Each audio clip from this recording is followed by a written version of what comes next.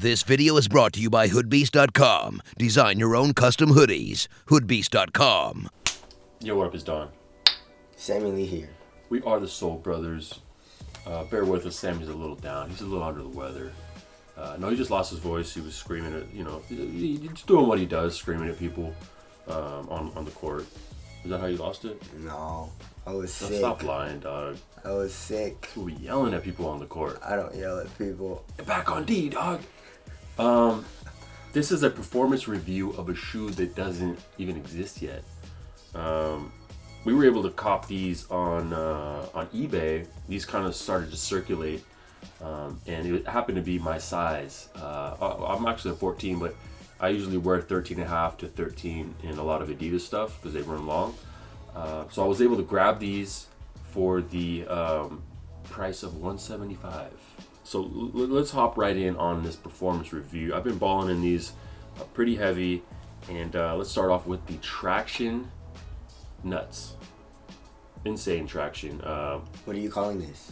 This is Tiger's Breath. Okay. This is a Tiger's Breath traction pattern.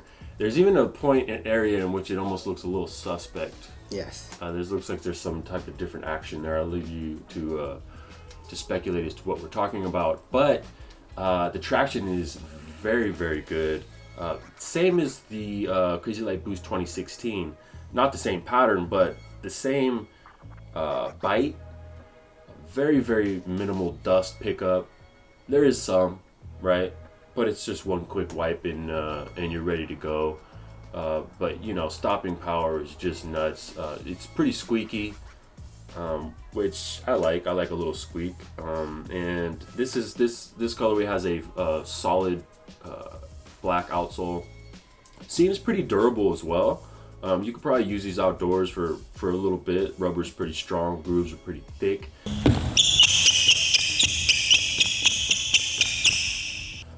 Sitting right on top of that is the stable frame. That's going to give you a little bit of bounce and a little bit of stability within the boost, which we'll get right into, which is full length boost. Oh. Similar to the 2016 Crazy Light Boost for sure. Also similar to the D-Rose 8, D-Rose 7. It's like the same thing as 8. Yeah, it's like the same thing, pretty much. And it feels like the same thing, which is really good. It's nice. Ton of heel impact protection, a little bit of bounce. The forefoot obviously thins out and gets very responsive, which is cool. So cushion is it's just an incredible setup. Always when you have a full length boost setup, and heel to toe transition is very good. Cushion is super solid. I cannot complain there at all. Super sick. They do cage it a little bit laterally in the midfoot, which is good. Add some stability. The rest of it is pretty free range. You're looking at grade A non-GMO boost, exposed. So that's dope. Moving on to the upper, kind of interesting choice of materials. I'm not sure if this is just like a sample material. Hopefully it is. Hopefully it is. It looks super cheap. It feels super cheap. To be honest, it feels great on foot. It feels a little puffy, which is okay, but it's super comfortable on foot.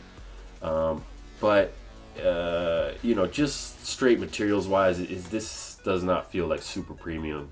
It doesn't. Yeah. This feels like it should be like $100 shoe, $110, but which it is. But it'd be nice for it to feel like a $150 shoe, for that price. But there is full length boost, and they do like to charge a little bit more for that. I'm not sure how much more it actually costs them.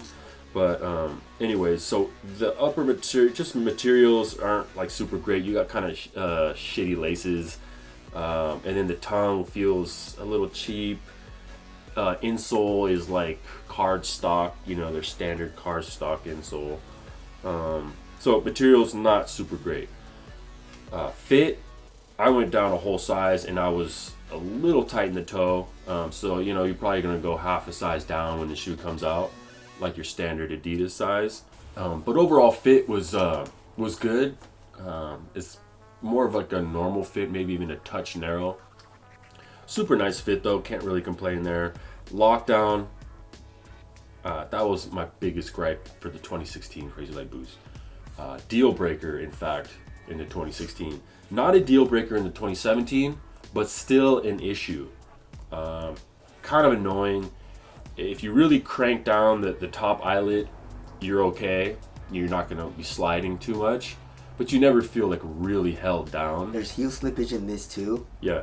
Oh my. Yeah, there's heel slippage in this. It's not nearly as bad as the 2016, but it's still there. And with cranking the top eyelids down, I was able to, get it so it wasn't so much of a problem, but it's just a little annoying, you know what I mean?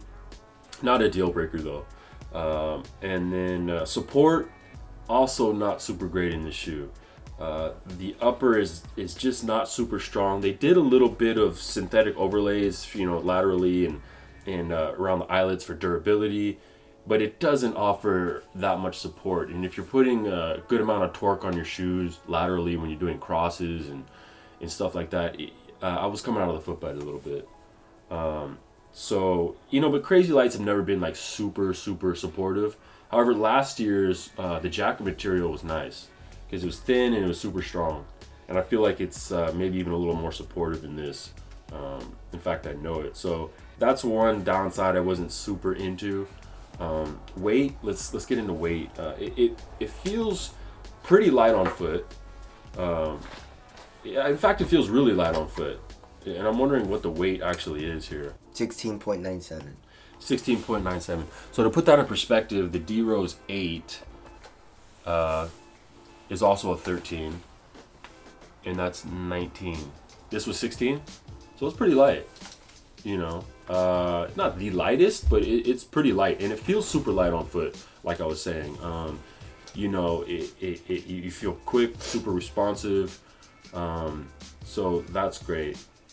The one thing that kind of took away from the feeling of feeling super light is the support.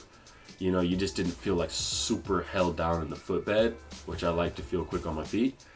Aesthetics. Better than last year's. Better than last year's, which I'll isn't say saying that. much.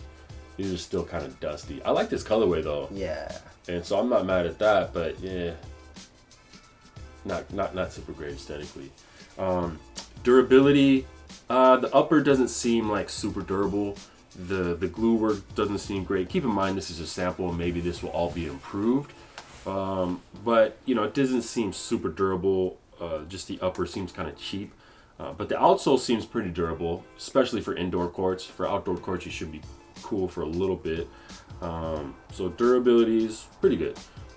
Ventilation, it wasn't too bad. Really? No, it wasn't too bad. It was a little bit cooler than I was expecting it to be, because this upper feels a little bit puffy and just like it'd be hot. It is kind of just normal, nothing really to complain about heat wise. Wrapping things up, price tag on these, I don't know. Last year I think it was like 110, 120. Yeah. So in this year they should stick to the same, and it's a dope shoe. The traction, having traction like this is it's actually not in that many shoes. You don't get traction this good in that many shoes, which is a shame. Yes. Which is kind of bizarre to me. There's very few shoes that I know I'm just going to put on and the traction is just going to be good, no matter what court condition, right? It's a shoe I do want to reach for, and it's a low, and it feels kind of light, and the cushion is really nice.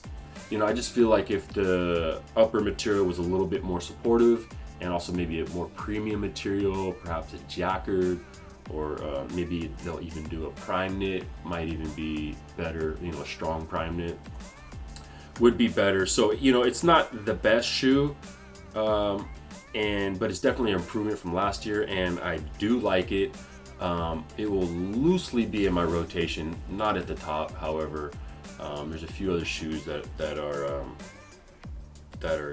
holding the top spot. But overall solid shoe, and stoked for the 2018. I guess they skipped the 2017. Stoked for the 2018 Crazy Light Boost. It's pretty dope. If it's anywhere near to this, it's not a bad shoe, not a bad pickup, especially for the price. Let us know what you guys think about this. Are you gonna cop? Are you hype? Let us know. Soul Brothers, we'll catch you in the next one later. Peace.